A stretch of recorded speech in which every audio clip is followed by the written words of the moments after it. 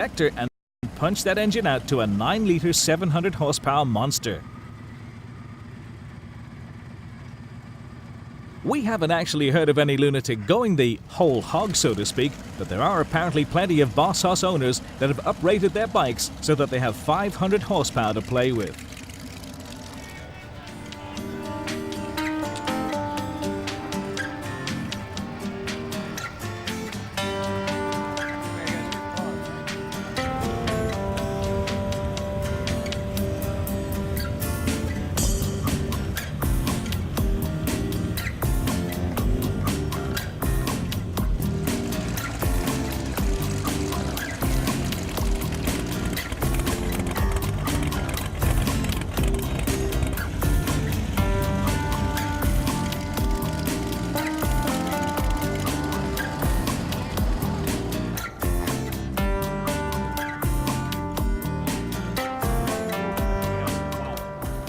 Finally, and just to prove that the sun doesn't always shine in Florida, let's close out our Florida trip by watching local chopper builder Billy Lane do his stuff in public.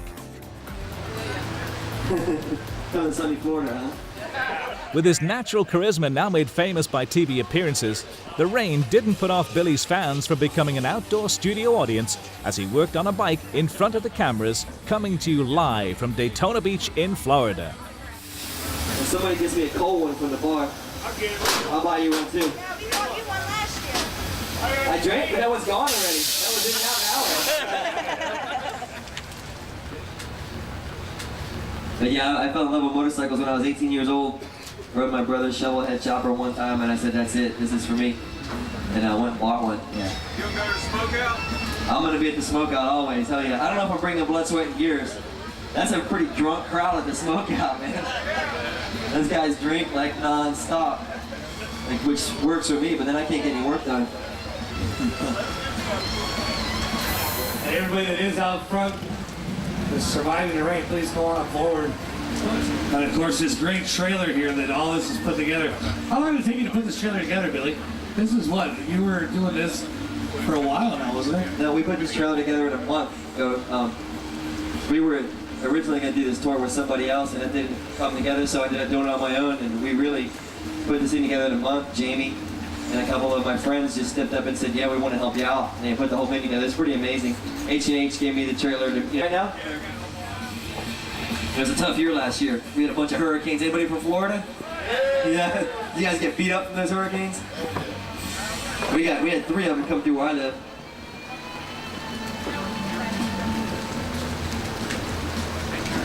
If that microphone gets too close to my ass, I'm gonna put a piece of red hot metal on you, man. Hey, you guys get some shelter under there, right on. Do you remember the first piece, Billy, the first piece somebody ever asked you to fabricate? Yeah, it was kind of cool, actually. You know, I used to come here to Daytona Bike Week, and choppers weren't really that cool then. Everybody was riding Softails and custom FXRs, and I had my little 1950 panhead, and I roll up in here, and it was everything on it was handmade because I didn't have any money to buy anything. And you know, one guy asked me, "Hey man, will you make me some exhaust pipes like that?" And that was like my first custom job, you know. I mean, it was pretty cool, and you know, I just started doing it because I couldn't afford anything, and then I started doing it because I wanted to get drunk and I needed beer money, and then it turned into a full-time living. I mean, you know, changed my whole life. So they revolved around motorcycles and metal.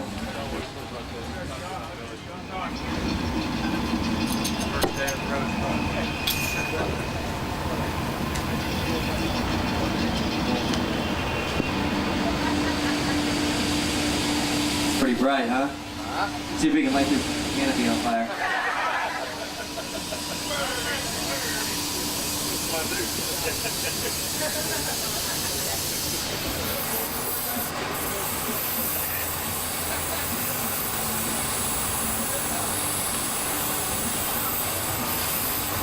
You guys gotta realize too, I'm not used to working on a bike that's already done. You know, I gotta worry about this tire and screwing up his paint, chrome, whatever he's got, so.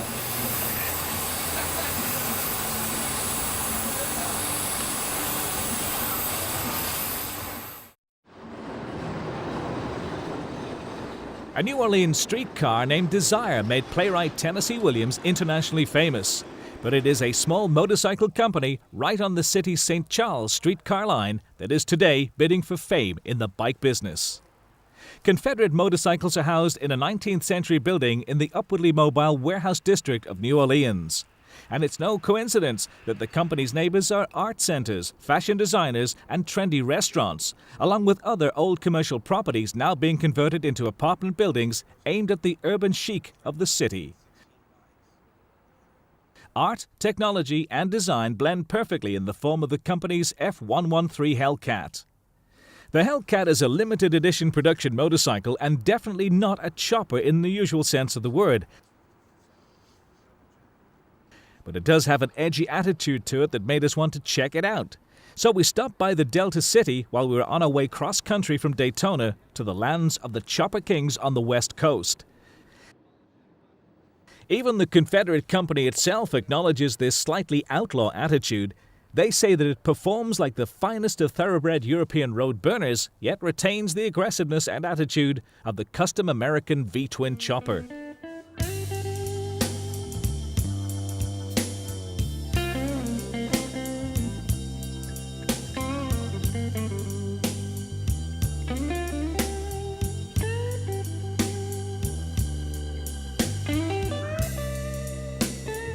The design of the Hellcat chassis is very special indeed. For one thing, its massive swinging arm tubes do double duty as exhausts for the V-twin engine. The chassis design is so different, in fact, that Confederate has been granted exclusive patents for certain aspects of it by the US Patent Office. And there's extensive use of carbon fiber in the machine. Even the single seat is revealed to be of this space-age material when that oh-so-southern alligator skin seat cover is slipped off.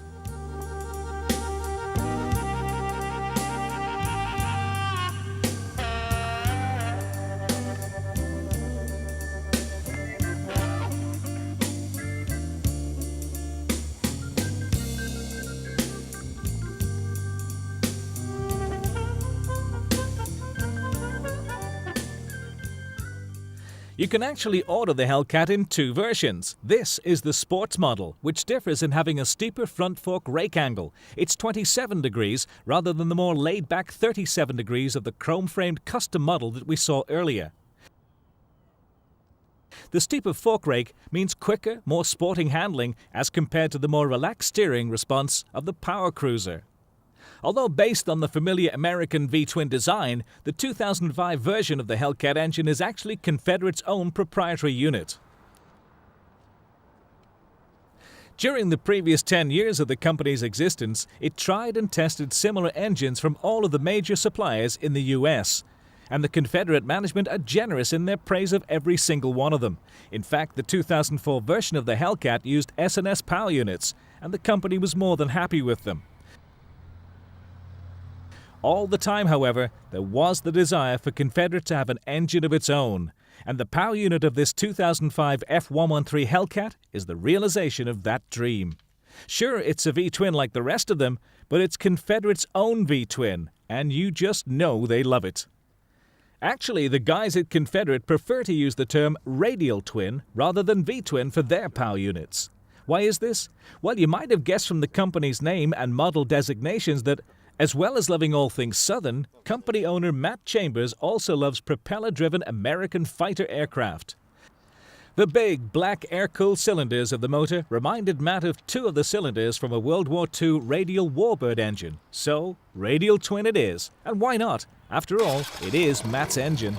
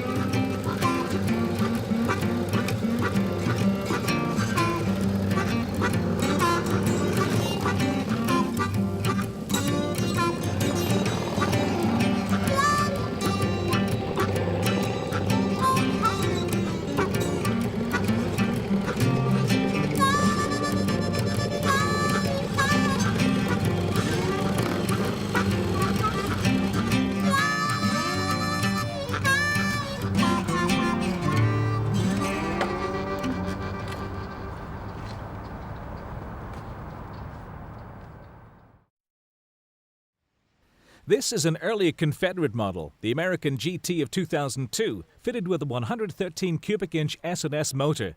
It was a good-looking bike in its own right, blending both American and European influences. Compared to the Hellcat, however, it borders on the bland. So to find out how the F113 gets its edge, we talked to designer J.T. Nesbitt. It wasn't just a restyle, it is a whole new motorcycle from previous models. We had built 500 more or less of the G1 Confederate models. That would be Hellcats, America GTs, and Confederados.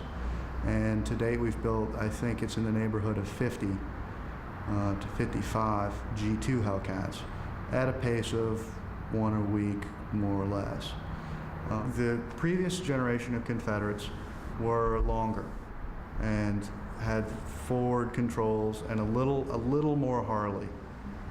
And I think it was important for us to delineate ourselves from Harley-Davidson and the chopper people first, to come out swinging with something radically different, something that nobody had ever seen before, at least in this country, and then go back and give people a little more bling bling, a little flashier kind of thing.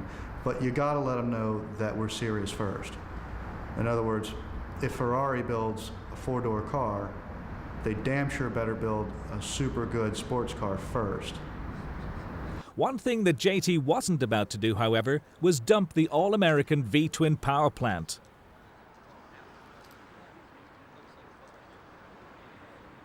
Brand-wise, we have to be an American brand. And I think that it's important to have American technology in an American motorcycle. In other words, this isn't like a Mr. Potato Head motorcycle. You can't really mix and match stuff all over the place. You have to focus on your brand and what it stands for. And personally, I like the motors. They make great horsepower reliably. There've been so much R&D done on a 45-degree pushrod VTwin that you can't argue with the dyno chart on those engines. And they're readily available, and they're serviceable, and they're rebuildable. All around, it has a good feel for me. I like it.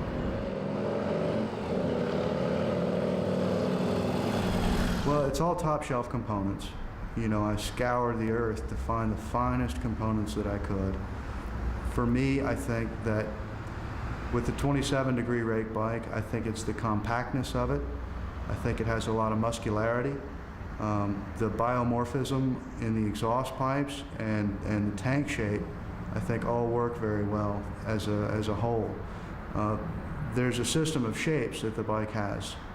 They're mostly curvilinear shapes. There are a few straight lines, but they're mostly curves. And that theme has been carried out pretty much throughout the motorcycle. It's amazing how much rake angle affects the way a bike looks. I'll be honest with you, the 37-degree rake bike is not to my taste. And maybe that's because I'm like 6'4". So when you're growing up really tall, you yearn for smaller things. So I like my motorcycles very compact. I like them as small as I can make them. But I think that it's an important motorcycle for the company to have, because it tells the world, I think, that we are a flexible company that is not just a one-trick pony. We can make different motorcycles to suit different tastes. And there's nothing wrong with that, for sure.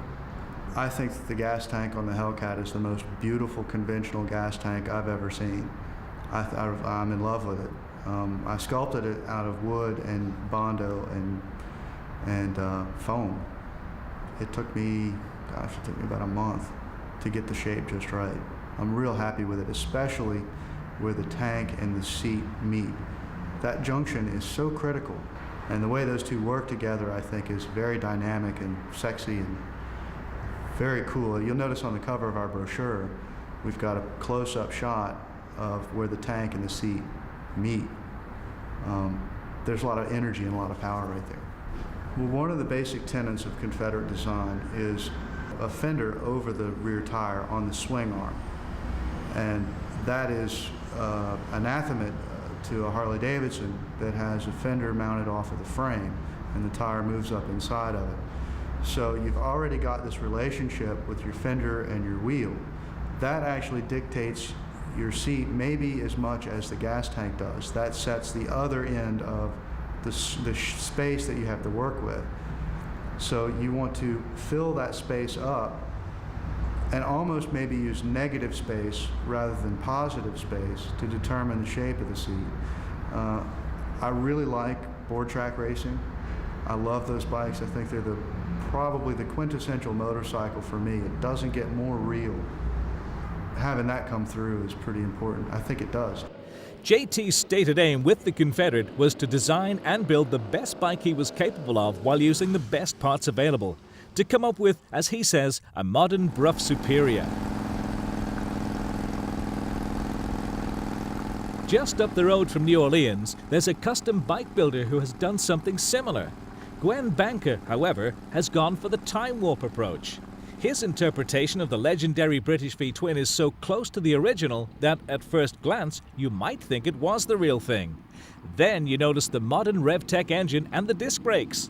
It's a bike that truly shows the extent of the ingenuity, imagination, and fabricating skills of the American custom bike builder. Gwen has built all kinds of custom bikes, and the Banker Superior is his way of saying that a change is as good as a rest. Not that its construction was really much of a rest for Gwen. He made just about all of the chassis components by hand. What we have here is Banker Superior number 2. I've built 2 of these so far. This is a recreation, my own interpretation of a 1939 Brough Superior SS100. It's an all brand new motorcycle, but it's made as ultimate retro bike to give you the ride and feel of what you have if you had a 1939 motorcycle. It's a rigid frame. It's got a Springer front fork. It's actually a Castle replica fork that I've created to give it the old feel and appearance. And I stayed with the large diameter narrow wheels, which is in contrast to a lot of the aftermarket and chopper Harleys and Harley clones that you see today, because I wanted to stay with the same feel as what the old British bikes had. Brough, Vincent, and the like. Going back a little bit further, it's a Clubman style handlebar, and it gives you a nice ride. It leans you forward enough into the wind where you can still do actually 110, 115 miles an hour down the highway, and the bike is very stable. In the frame, what I decided to use was a 27-degree rake. I actually brought the front end in quite a bit, but because of the long wheelbase, it's very, very stable. Going back further, the gas tank is my own creation. I designed it, and I had a friend of mine actually build it, who's a NASCAR guy. So what I did, I took photos of about 8 or 10 of the different Brough gas tanks, and I created what I thought would be the ideal tank today, which is sort of long, nice and round, but not quite as wide. It gives the bike a nice long, narrow look. But when you look at it and compare it to any number of Broughs, you would immediately connect the gas tank to its lineage there. The first Banker I did, I used an original Lysette seat, but this is a replica that I widened and formed with the shock absorber under it. It gives you a really nice ride. The exhaust system on the bike, I built by hand. It's all mandrel bent tubing that I cut and welded and fitted together. The tail pieces were flat sheet metal, which I formed, turned, and made to look what you have right there. There's no baffles in the exhaust system. It's relatively quiet, but it really does have a good sound. And the Broughs that I've had experience with the JAP and the maskless engines, the SS100s, it does sound a lot like them. Less mechanical noise with this RevTech motor. The motor that we used in this particular bike is a 100 cubic inch, 100 horsepower RevTech. The motor is really tight, very quiet, and tremendous torque. The entire motorcycle only weighs about 490 pounds. And even with the 419 rear wheel that I have, once you stand the bike up out of a turn and accelerate strong, it flies. It absolutely flies. The acceleration is astronomical for such a motorcycle.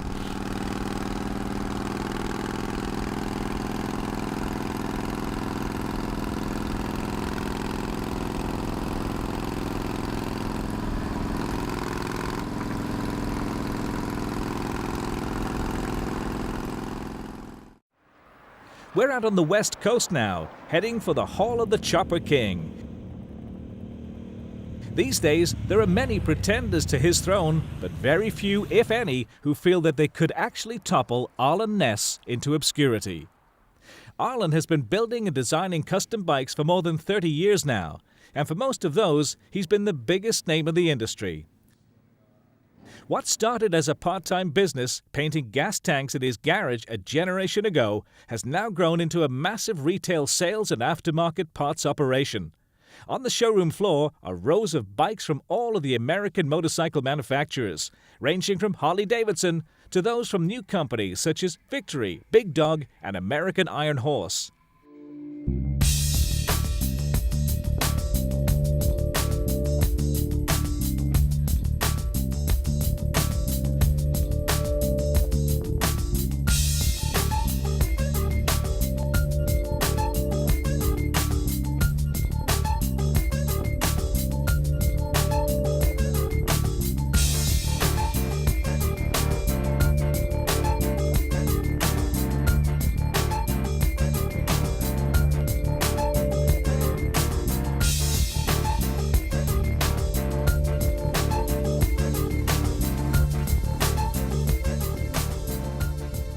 And lining the walls are some of Arlen's own creations that keep the crowds coming out to his showrooms in Dublin, just inland from the San Francisco Bay. They come from all around the world, for it's no exaggeration to say that Arlen Ness is a global name. He has literally built hundreds of the world's best custom bikes, and he isn't finished yet. I'm usually building at least 6 bikes at a time.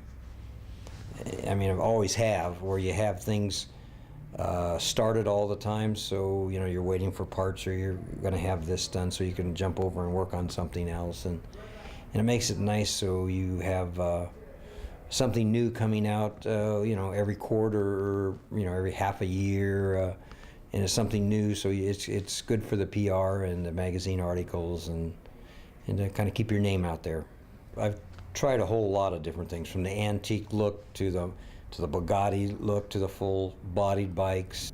I started to try to bring the drag racing look onto the street. Kind of always stuck to the long, low bike. That's kind of always been my trademark. I always like that look.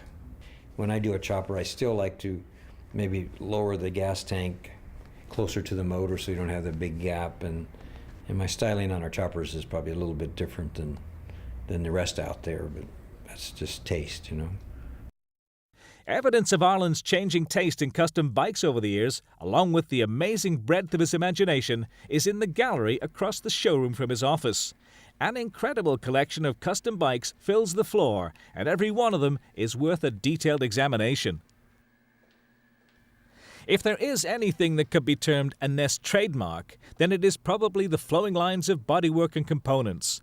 On the other hand, there is such a diversity of bikes represented here that one realizes that it is the very difference in Arlen's various creations that is perhaps his true trademark.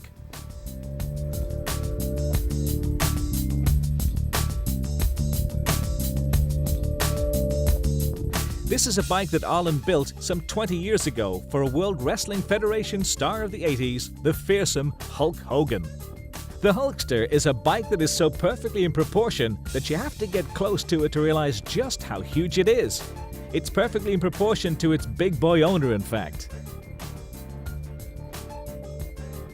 A walk through Arlen's museum is almost too much to take in at first glance.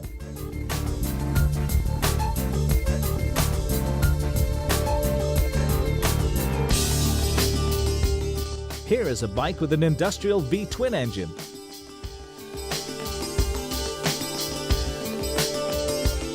And here's one like an old classic racer, with as many parts as possible drilled to save weight. And another on the classic racer theme. Strictly Business is just that, perfectly executed and powerful looking. As is Strictly Business 2.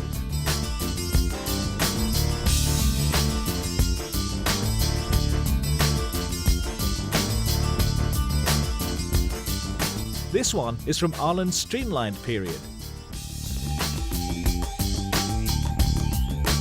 while this one is straight out of Wacky Racers. It's a vintage sidecar outfit in which the sidecar and engine have somehow changed places. You drive the bike from the sidecar, while the engine sits alongside and drives what would have been the sidecar wheel. This bottle green beauty is the famous smoothness. Arlen was inspired to build it by the Art Deco curves of a Bugatti sports sedan from the 30s.